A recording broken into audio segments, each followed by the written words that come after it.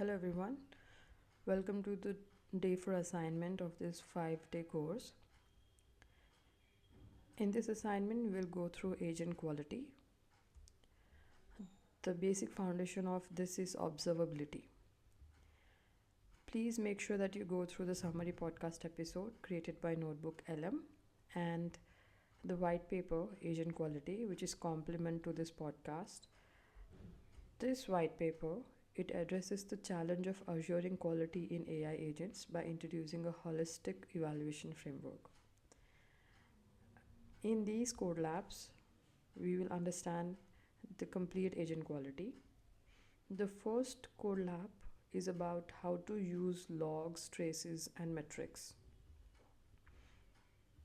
The second one is to evaluate our agents to score agents' response quality and tool usage. I'm clicking on implement, which will redirect me to the notebook. I'll edit my copy from here. In the beginning, it gives us a summary of what agent observability is. So agent observability is basically understanding the errors, tracing the entire steps and logging the details to debug if required. For instance, a user prompt find quantum computing papers and agent responds, I cannot help with that request. Now we need to understand, is it the prompt that is wrong? Are there any tools missing? Or if there is an error in the API. So the solution is agent observability.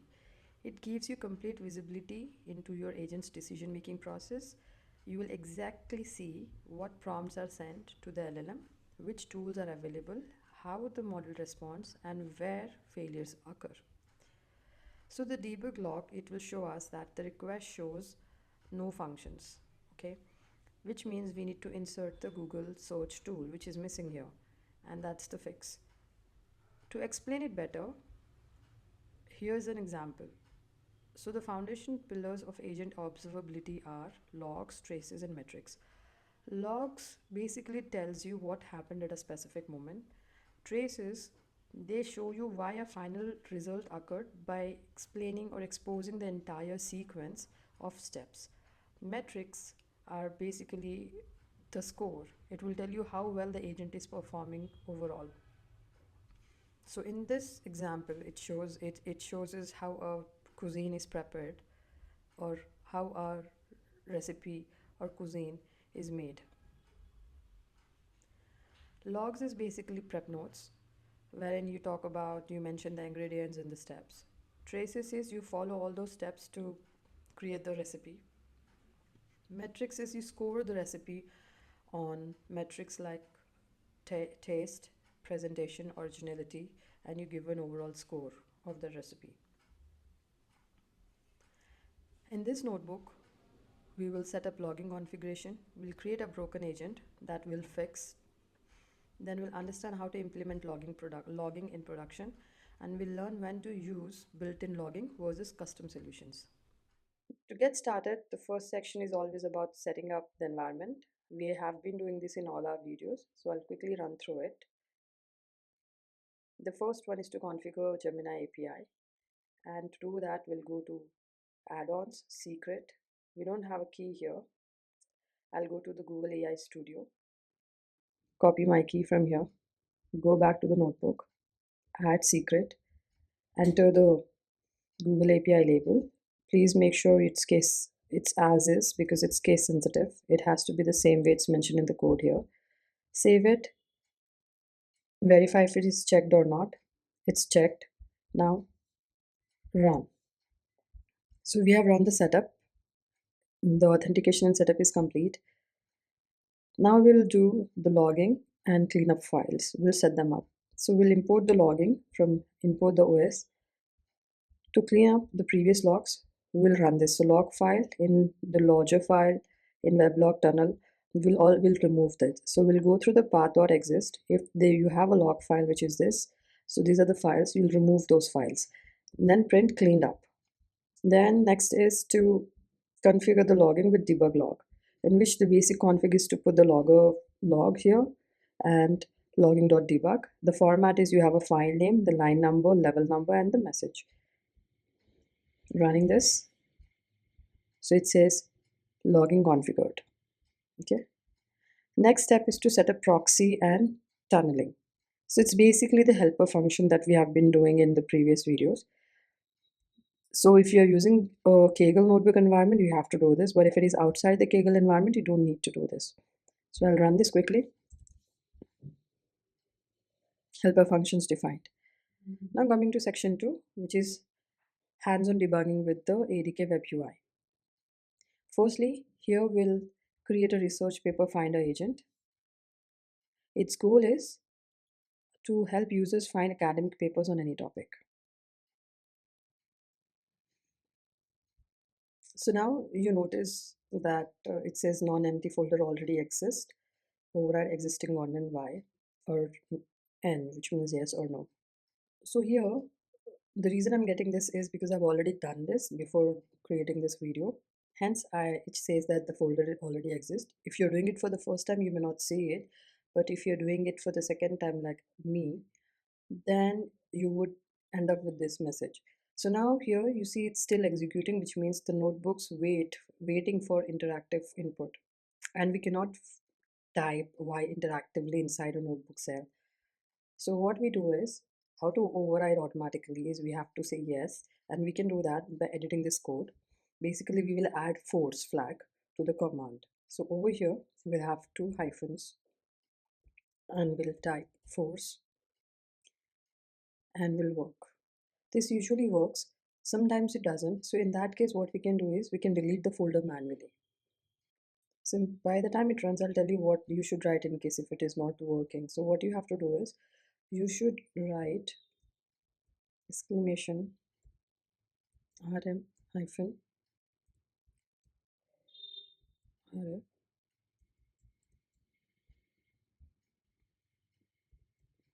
research agent, and the next step will be you run this. So first let me just stop this. Okay.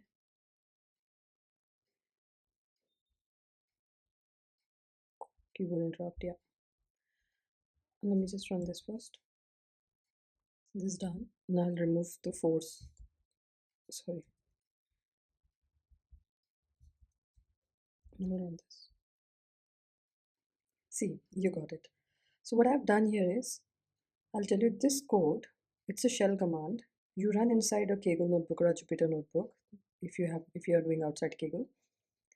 Now this means remove, this means recursive, and recursive force. So this is the name of the folder that was already available.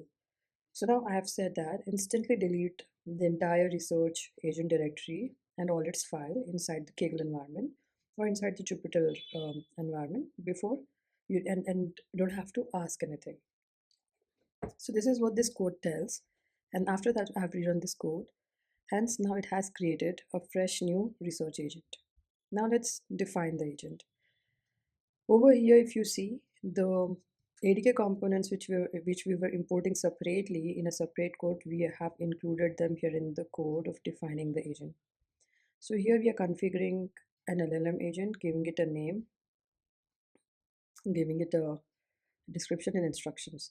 So before that, let's talk about this. In this agent definition, we have an agent, a root agent that delegates the search to the search agent, and then we have another agent that uses count papers. Okay, so the import components that are imported are, first is the agent, Gemini agent tool, and Google search, if you know about this.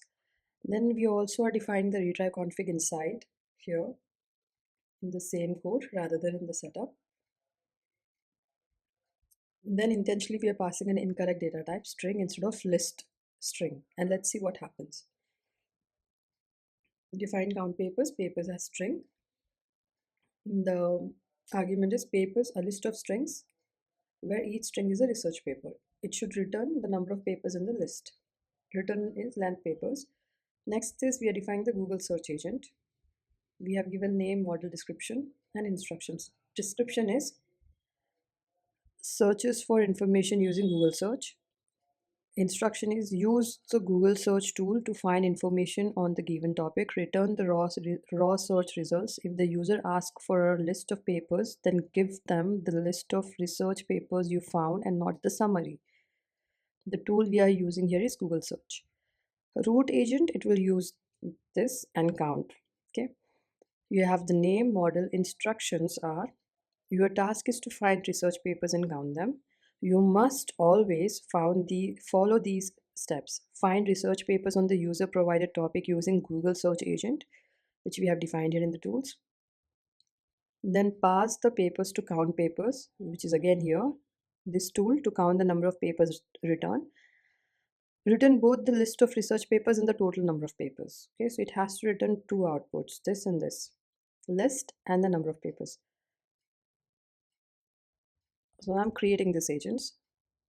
So we have overwritten the research agent. Now we'll run the agent. We'll run this agent in the ADK web UI. For that, we'll first have to create a proxy. Okay, this is the proxy URL access. For that, first we need to run this.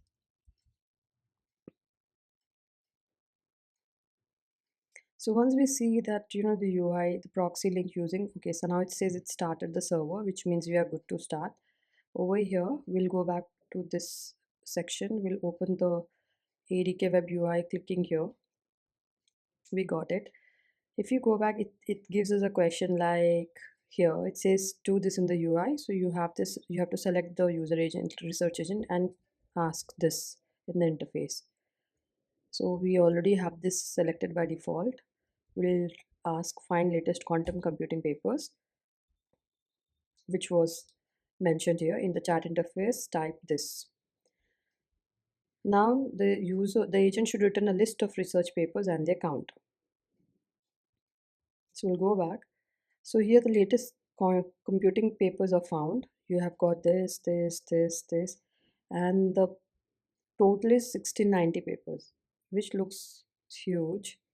So what we do here is we'll expand this on the left, the invocations, and we see how the count was done. So this is call for executive tool count. Click here. Okay, so it says 1690. The author is research paper finder. We'll see the LLM call, what parts it has taken. So if you see, it has taken the text string instead of list, right?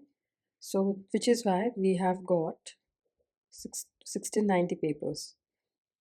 Now what do we do next? We need to stop the session first over here. Now it says the same thing. It says that the root agent passes list of papers as string instead of list of string, and that's our bug which we found.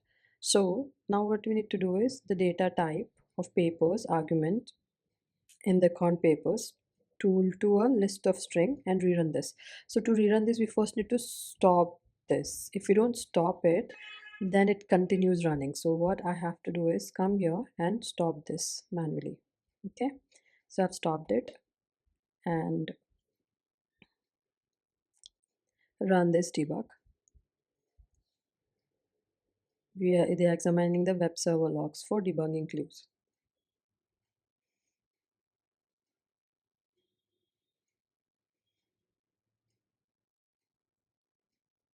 And meanwhile, we'll also update the data type of papers argument in the count papers to this.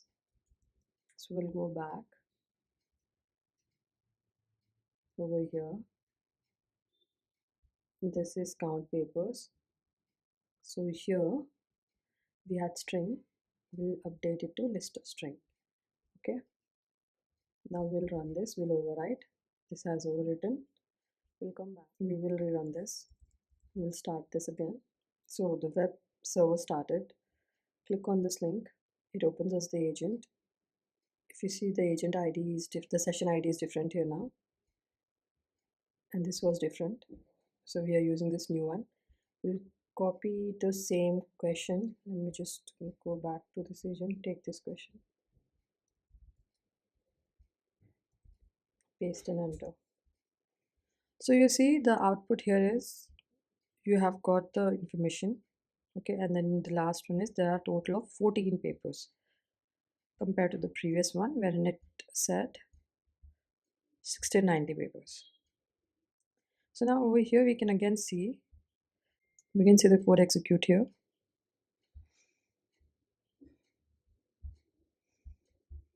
So now is section 3. You can debug agent failures using ADK Web UI and debug logs. First problem is production development, second is automated systems. Over here you says let me open the ADK Web UI to check why the agent failed. DevOps usually say this is a production server, no Web UI access.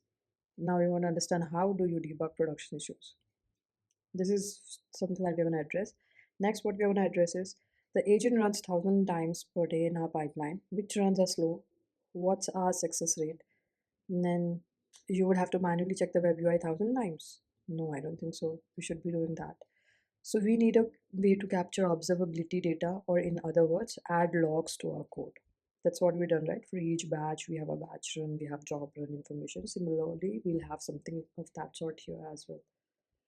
So it says that in traditional software development, this is done by adding log statements and Python functions, and agents are no different. We need to add log statements to our agent, and a common approach is to add log statements to plugins. How to add logs for production observability? We'll do that using a plugin basically. A plugin is a custom code module that runs automatically at various stages of your agent's lifecycle. And each plugin will have a callback, as you see here in this diagram. This provides the hooks to interrupt an agent's flow. So for example, your agent's workflow is like user message comes in, agent thinks, it calls the tools and it responds. Okay. When you have a plugin hook, what happens is before the agent starts and after the tool runs, the LLM response, you can put hooks every time. So you have what exactly callbacks are? They are atomic components inside a plugin. Like you have a small ones inside your plugin. We have seen this diagram in day 3 as well. So these are just Python functions that run at specific points in an agent's lifecycle. So callbacks are grouped together to create a plugin.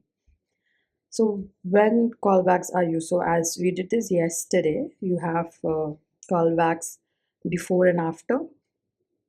Then you have it before and after a tool. You have before and after a model.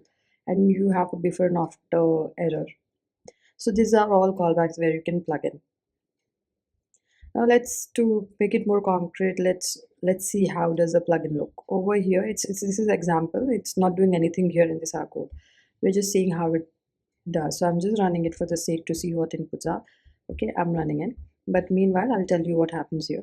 You have a base agent and you have a callback context. You have request and you have a base plugin. Similarly, you use this base plugin here in the count invocation plugin. You'll define it.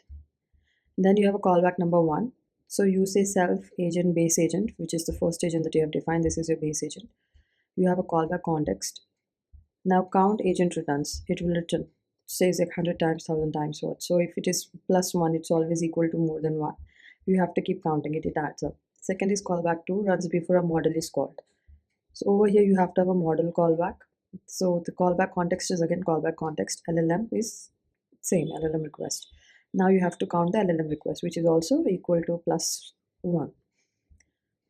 Okay, so I'm just running this. This usually is not doing anything to our code. Now once this is done, it will print example plugin does nothing. So since it does nothing, I will come back here. You can follow along with numbers in the diagram below to understand the flow. So you have to go through 1, 2, then 3, 4, 5. First is find the latest computing papers, the one that we have input in our previous section, right, to the web UI. Now the runner, it runs, it goes to, it start running, which is, it goes to the memory agent, it goes to the agent tool and stuff. Over here, what happens is the count invocation plugin, which is a before agent callback. Before here, it goes to the research finding tool. Before that, one count is null. Then what happens is this runner goes to the research paper finder to go to the LLM model to find which pages to look for. In between, there is one plugin. This is basically before and after, and this is basically before the model as well. Step 6 is it takes it back, and the research agent provides the same to the runner, and then the response goes. So what happens is the count invocation plugin, this one, it's called twice. At step 2, it calls before the agent since the plugin has a before agent callback. Similarly, the plugin is also executed before an LM call, which is made at the step 4 here. Hope this is clarified. Next is built-in logging plugin. What are built-in logging plugin? So ADK provides these logging plugin which are built in that automatically captures all agent activity like user messages and agent responses, timing data for performance analysis, LLM requests and responses for debugging, tool calls and results, and complete execution traces.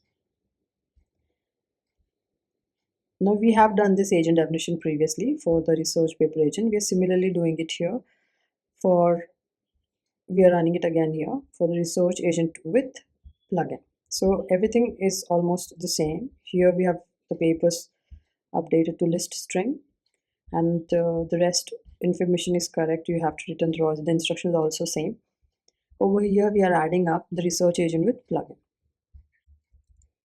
Okay, so I'm gonna run this now. So it says agent created successfully. This is step 3. To use the plugin in the above research agent, click to import the plugin and add it when initializing the memory runner. From ADK runners, import memory runner. You have a plugin which is log plugin. I'm gonna run this. So it says runner configured in memory runner. Okay. So this part, it adds the plugin. It handles standard observability logging across all agents. So the runner is configured. Now we'll print the statements and we'll see what we get result for this. We'll debug this now. So running agent with plugin, watch the comprehensive logging output. The response here is user message received. You have got invocation. You are debugging the user ID. You have got the context here. Find recent papers on quantum computing. Then agent starting. Over here again you have an invocation ID, which is again a plugin ID. Over here you say research paper started. You again have this. Now you must follow these steps. First step is find the research papers on user provided topic using any Google search agent.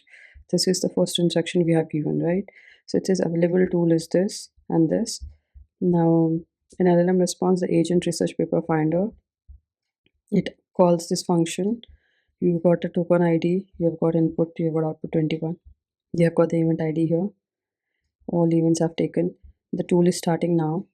You have got the invocation ID of this user message. Now you start invocation. You have got agent name. You have got the invocation ID. This one is here. Now the model started. Now you are an agent. Your internal name is Google search agent. The description about you is searchers. So the field of quantum, it starts adding the context. You can go through this. This is very easy to understand. It's self-understanding, self-explanatory. And this we have gone through development debugging, the common production observability, and custom requirements. In the next video, that is the second part of day 4. We'll understand evaluation, how to evaluate and score the agent's response quality and the usage tools. Thank you.